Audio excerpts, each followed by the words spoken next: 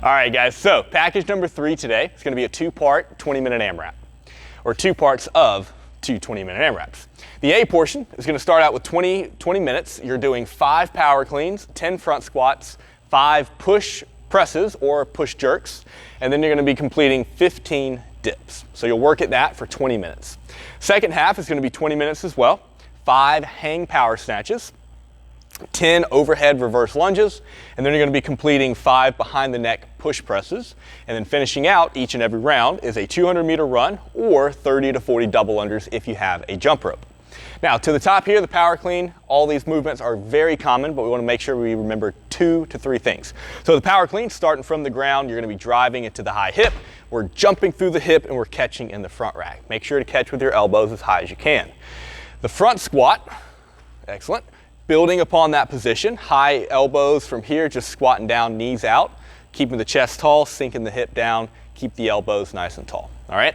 Now the push or the split jerk. You can do really any version of shoulder to overhead, but what we want to focus on is trying to be the push jerk. So dipping, driving the bar overhead, and then notice how Brad re-dips under the bar.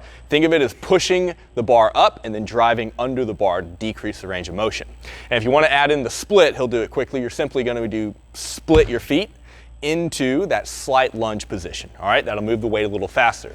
Now, the dip portion, you can use really any type of kind of element. If it's a box, a bench, we've done a lot of videos on that dip, so you should be able to find, or you should know where that object is that you can use for it, all right? Now, second half of this movement, or this workout, is going to be the hang power snatch overhead motion.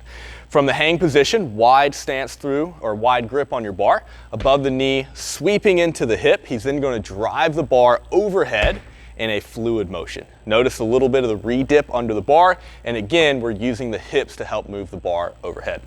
The overhead lunge position, holding that bar overhead, nice and locked out. You're going to lunge behind you, touching knee to ground, and then alternating that for your 10 reps. And if you need to, you can bring it down to a front rack and the overhead gets to be too much and complete the same lunge, all right? Now, behind the neck push press is a little bit different of a movement.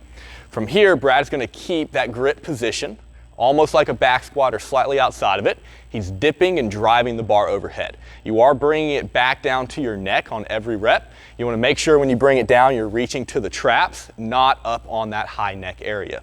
If it's a movement pattern you're not comfortable with, that's completely fine.